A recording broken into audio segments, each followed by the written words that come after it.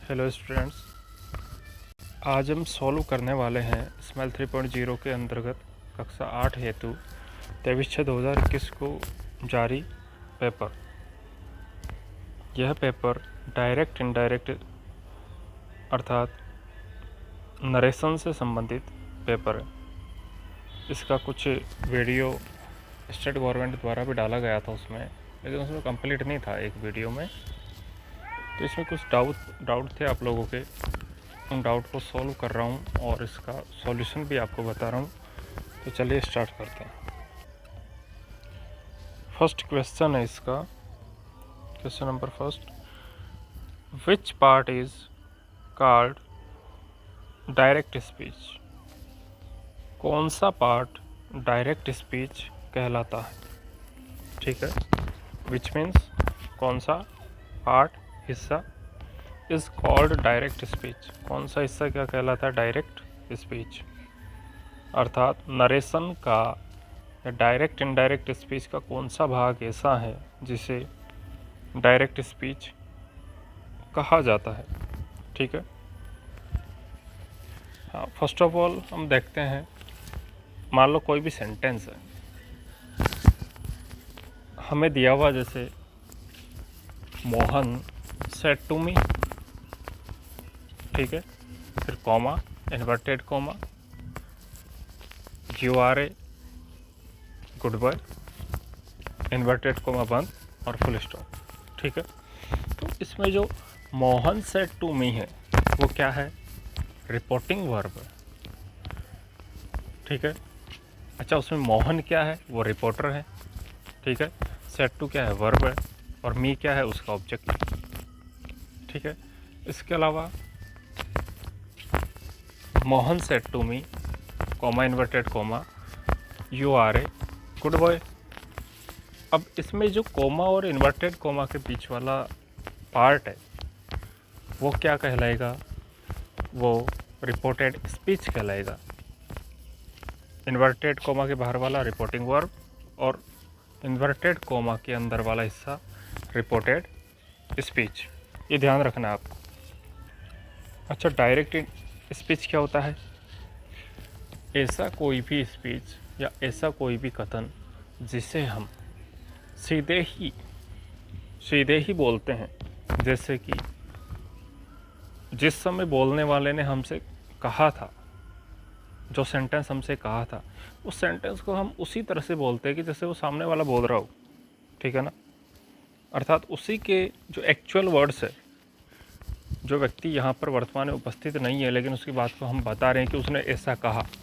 ठीक है, तो उसके जो एक्चुअल वर्ड्स है उसको एज इट इज़ बताना, वो क्या है? Direct speech. जबकि उसके शब्दों को अपने तरीके से चेंज करके बताना क्या होगा? Indirect speech. ठीक है, देखते हैं।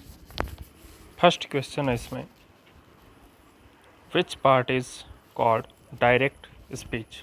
सीधा सा क्वेश्चन है कि डायरेक्ट स्पीच कौन सा पार्ट कहलाता है?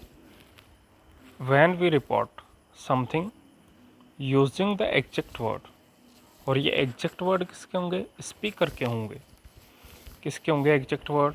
स्पीकर के, बोलने वाले के। ठीक है, व्हेन वी रिपोर्ट समथिंग, जब हम किसी चीज़ की रिपोर्ट करते हैं, कैसे? यूजिंग, उपयोग करके, the exact word of the speaker. ठीक है, वी यूज, हम क्या उपयोग करते हैं उस समय? Direct speech. कौन सा स्पीच यूज करते हैं उस समय? Direct speech. सेकंड है इसमें, which part is called indirect speech? Okay, which part is called indirect speech? कौन सा पार्ट ऐसा है जो इनडायरेक्ट स्पीच कहलाता है? डायरेक्ट हमने देखा, उसमें क्या होता है? Using the exact word of the speaker. Okay, अब इनडायरेक्ट स्पीच में क्या होगा? देखो, व्हेन वी रिपोर्ट समथिंग, जब हम किसी चीज़ के बारे में रिपोर्ट करते हैं, इन आवर ओवन वर्ड्स, कैसे? हमारे खुद के शब्दों में। वहाँ पर क्या था? देखो, यहाँ पर देखो,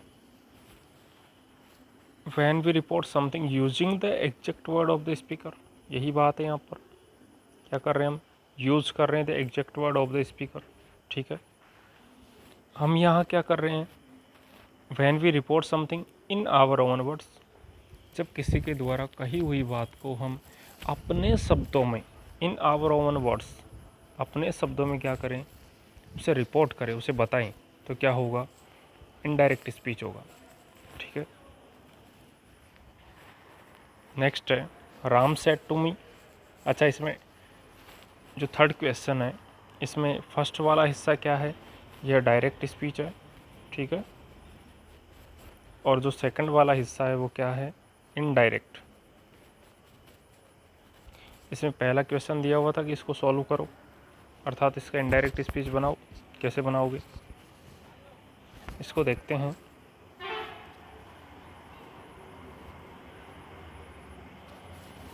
Ram said to me. Okay, अब इसमें राम कौन है, रिपोर्टर हैं यहाँ पर, और सेड टू रिपोर्टिंग वर्ब है, और मी कौन है, ऑब्जेक्ट है इसमें। फिर कोमा आ रहा है और इन्वर्टेड कोमा आ रहा है इसमें। इसके बाद में क्या आएगा, you are going to school, तुम स्कूल जा रहे हो, इन्वर्टेड कोमा बंद और फुल स्टॉप। डिक्लेरेटिव और एसर्टिव सेंटेंस है, कोई क्वेश्चन मार्क नहीं है इसमें। तो जो राम है जो रिपोर्टिंग कर रहा है, अब इसमें कुछ कंडीशंस होती, कुछ नियम, रूल्स एंड रेगुलेशंस होते हैं, तो उनकी पालना करनी होती है हमें इसमें। ठीक है, अर्थात जैसे से किस में चेंज होगा, सेज किस में चेंज होगा, सेड किस में चेंज होगा, और सेड टू किस में चेंज होगा। ठीक है ना, तो ये सारे ध्यान रखने हैं, वो पढ़ेंगे जब भी हम डायरेक्ट इनडायरेक्ट वाला टॉपिक लेंगे स्पेशल से। अभी तो हम केवल पेपर सॉल्व कर रहे हैं, तो उसका लिंक भी मैं डाल दूंगा इसमें ग्रुप में। राम एज इट इज़ रह जाएगा, सेड टू चेंज होगा, टॉड में मी ऑब्जेक्ट है यहाँ पर, आएगा ये यहाँ तक। अच्छा, यहाँ तक चेंज कर लिया हमने रिपोर्टिंग वर्ब को। इसके बाद में क्या होगा, जो कोमा और इन्वर्टेड कोमा है इसमें, ये किस में चेंज होगा, ये हटेगा और यहाँ पर कंजक्शन लग जाएगा दैट। क्यों, क्योंकि ये वाक्य कैसा है, डिक्लेरेटिव और असर्टिव सेंटेंस है। ठीक है, केवल ये एक इसको आप एफर्मेटिव सेंटेंस भी कर सकते हैं। तो इसलिए इसमें क्या होगा, दैट का प्रयोग करेंगे। यदि यहाँ पर लास्ट में क्वेश्चन मार्क होता, या फिर ये हेल्पिंग वर्ब से चालू होता है, WH वर्ड से चालू होता, तो उस कंडीशन में हम अलग तरह से प्रयोग करते, वो भी देखेंगे। तो यहाँ पर हमने क्या किया, राम एज इट इज़ आ गया, सेड टू को चेंज किया टोल्ड में, मी एज इट इज़ आ जाएगा। इसके बाद में कोमा और इन्वर्टेड कोमा दोनों को हटाया हमने, इन दोनों को हटाया और यहाँ पर क्या लगा दिया, दैट।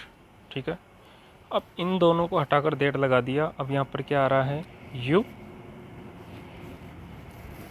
इन्वर्टेड कोमा के अंदर क्या आ रहा है, यू। अब इसमें एक फॉर्मूला होता है जिसे मैं बता देता हूँ, SON बटे 1 2 3 123। ठीक है, अर्थात सब्जेक्ट फर्स्ट पर्सन, ठीक है, ऑब्जेक्ट सेकंड पर्सन और थर्ड पर्सन नो चेंज। अर्थात फर्स्ट पर्सन होगा तो सब्जेक्ट के अनुसार चेंज होगा, सेकंड पर्सन होगा तो ऑब्जेक्ट के अनुसार, और थर्ड पर्सन होगा तो नो चेंज। ठीक है, फर्स्ट पर्सन में कौन कौन आते हैं, आई और वी, सेकंड पर्सन में केवल यू, और थर्ड पर्सन में ही सी इट और नेम। ठीक है, क्लियर है यहाँ तक। इसके बाद में देखो,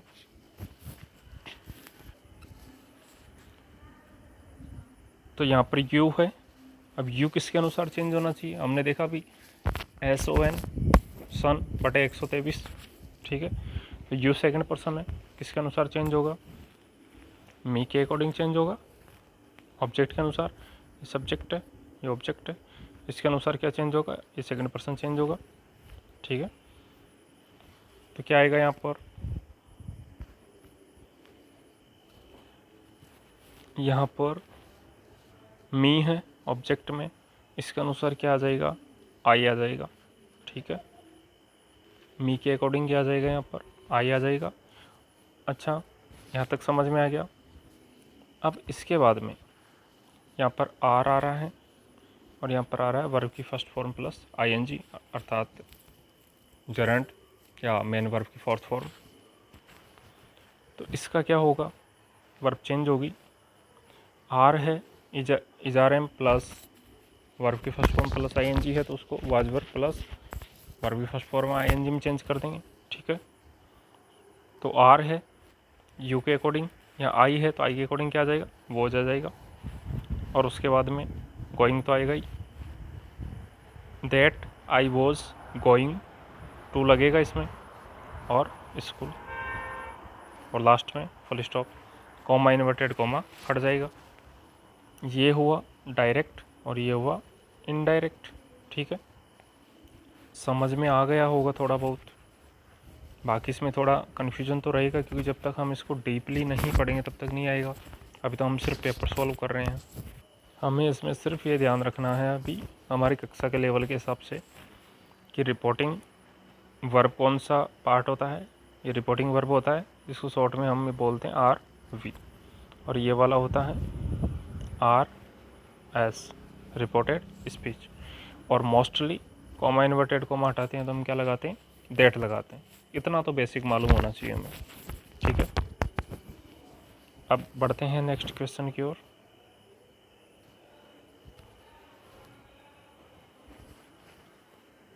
क्वेश्चन नंबर 4, हाउ मैनी का अर्थ क्या होता है, कितने। टाइप्स मीन्स प्रकार, ऑफ सेंटेंसेस, वाक्यों के। इन इंग्लिश में वाक्यों के कितने प्रकार होते हैं, जो सेंटेंसेस होते हैं उनके कितने प्रकार होते हैं। आंसर होगा हमारा, सेंटेंसेस आर ऑफ 4 काइंड्स। कितने प्रकार के होते हैं, 4 प्रकार के होते हैं। सेंटेंस कितने प्रकार के होते हैं इंग्लिश में, 4 प्रकार के होते हैं। ठीक है, कौन कौन से होते हैं वो देखते हैं। फर्स्ट है हमारा डेक्लेरेटिव, या फिर एसर्टिव भी बोलते हैं इसको। इंग्लिश में फर्स्ट नंबर पे हमारा जो सेंटेंस है वो कौन सा है, डेक्लेरेटिव और एसर्टिव सेंटेंस। हिंदी में इसको कथनात्मक वाक्य बोलते हैं, अर्थात जिसमें कथन हो, कोई बात कही गई हो। ठीक है, साधारण वाक्य हो, कोई क्वेश्चन मार्क नहीं है कोई। ठीक है ना। नेक्स्ट है इसमें इंटेरोगेटिव सेंटेंस। इंटेरोगेटिव सेंटेंस क्या होते हैं, इंटेरोगेटिव सेंटेंस होते हैं प्रश्नबोधक या प्रश्नवाचक वाक्य, जिनके लास्ट में क्वेश्चन मार्क लगा हो, जिनकी शुरुआत में हेल्पिंग वर्ब से शुरुआत हो रही हो या फिर WH वर्ड से शुरुआत हो रही हो। ठीक है ना, तो ऐसे वाक्य क्या होते हैं, प्रश्नवाचक वाक्य होते हैं। ठीक है, नेक्स्ट है इम्परेटिव सेंटेंस। तो इम्परेटिव सेंटेंस क्या होता है, आज्ञा सूचक वाक्य। इम्परेटिव सेंटेंस क्या होता है, आज्ञा सूचक वाक्य। ठीक है, जिसमें आज्ञा हो, कोई भी कमांड हो। ठीक है, जैसे go here, sit down, come fast, move down, कोई सब शब्द हो सकता है। जो भी आज्ञा को दर्शाने वाला शब्द हो वो किस में आएगा, इम्पेरेटिव, आदेशात्मक वाक्य, आज्ञा सूचक वाक्य। नेक्स्ट है एक्सक्लेमेटरी सेंटेंस। ये क्या होता है, ये होता है विस्मयादि बोधक वाक्य। हिंदी में बोलते हैं इसको विस्मयादि बोधक वाक्य, अर्थात ऐसा वाक्य जिससे हमें किसी भी विस्मय का, किसी भी आश्चर्य का या अचानक से आने वाले भाव का पता लगता है, वो क्या होता है, एक्सक्लेमेटरी सेंटेंस होता है। ठीक है ना, जैसे अचानक से हम मान लो दौड़ रहे हैं और दौड़ते दौड़ते हमारे पैरों में कांटा लग गया, तो अचानक से आह निकलेगी। ठीक है ना, या फिर आपको कोई खुशी मिली, अचानक से आपका रिजल्ट आया और रिजल्ट में अनएक्सपेक्टेड शानदार मार्क्स मिले आपको, तो आप क्या करोगे, खुशी से झूम उठोगे ना। तो ये जो खुशी और दुख का जो भाव है, अचानक से आने वाला जो फीलिंग है, जैसे इनमें कुछ शब्द होते हैं अलास, ओ, अरे, हुर्रा, ठीक है ना। तो इस तरह की जो शब्द होते हैं वो क्या होते हैं, एक्सक्लेमेटरी सेंटेंस में आते हैं सब, ठीक है। तो सेंटेंसेस आर ऑफ 4 काइंड्स, 4 तरह के वाक्य होते हैं। कौन कौन से होते हैं, डिक्लेरेटिव, इंट्रोगेटिव, इम्परेटिव और एक्सक्लेमेटरी, ठीक है। नेक्स्ट है 5th question, which connective as a conjunction के तौर पर is used in interrogative sentence. जो प्रश्न बोधक वाक्य होता है, प्रश्नवाचक वाक्य होता है, उसमें कौन सा कनेक्टिव प्रयोग किया जाता है, ये पूछा है इसमें, ठीक है। अर्थात जिस सेंटेंस के लास्ट में क्वेश्चन मार्क लगा हो, इस तरह के डायरेक्ट स्पीच से इनडायरेक्ट स्पीच में बदलते समय किस तरह का कनेक्टिव, किस तरह का कंजक्शन हम यूज करते हैं, देखते हैं। Interrogative sentences are of 2 types. जो इंटेरोगेटिव सेंटेंसेस होते हैं वो कितने तरह के होते हैं, 2 तरह के होते हैं। कौन कौन से होते हैं, एक तो वो जो हेल्पिंग वर्ब से शुरू हो, इंट्रोगेटिव सेंटेंसेस अर्थात प्रश्नवाचक वाक्य, एक तो वो जो किससे शुरू हो, हेल्पिंग वर्ब से, और एक वो जो WH वर्ड से शुरू हो, अर्थात who, whom, what, which, whose, इस तरह के वाक्यों से, इस तरह के शब्दों से जो वाक्य शुरू होते हैं उन्हें क्या कहते हैं हम, प्रश्नवाचक वाक्य कहते हैं। 2 तरह के हो गए, हेल्पिंग वर्ब से शुरू होने वाले। हेल्पिंग वर्ब में कौन कौन सी, जैसे is, are, am, watch for, ठीक है, do, does, did, has, have, had, ठीक है ना। तो हेल्पिंग वर्ब से शुरू होने वाले, और दूसरा किससे, WH वर्ड से शुरू होने वाले, ठीक है। तो इन 2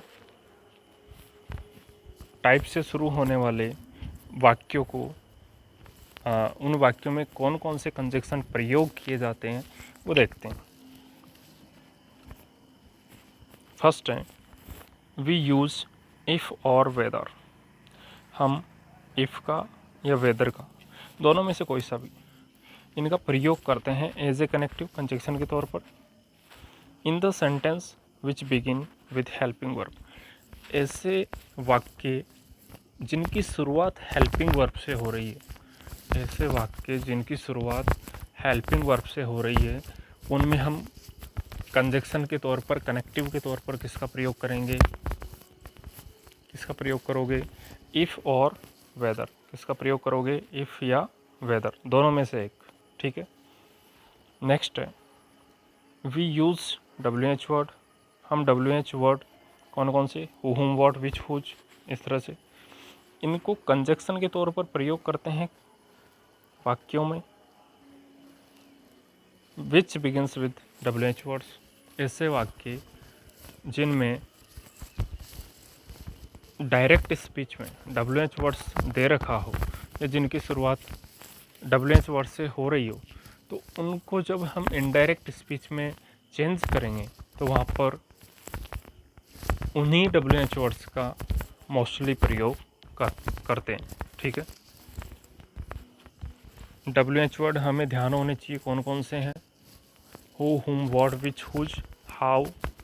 हाउ तो आता तो क्वेश्चन मार्क में ही है, और वेयर, व्हेन, व्हाई, ठीक है। ये सारे WH वर्ड्स हैं, तो इनका हमें ध्यान रखना है। और कहाँ पर प्रयोग होंगे, कैसे प्रयोग होंगे, सारी चीज़ें बता दी है आपको। कंजक्शन के तौर पर हेल्पिंग वर्ब होगी तो इफ़ और वेदर, WH वर्ड होगा तो WH वर्ड, ठीक है ना।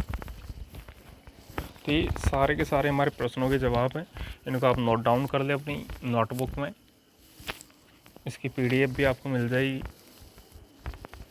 और वीडियो का लिंक भी इसमें डाल दिया जाएगा ताकि आप लोगों को इसे देखने में कोई समस्या नहीं आए, ठीक है।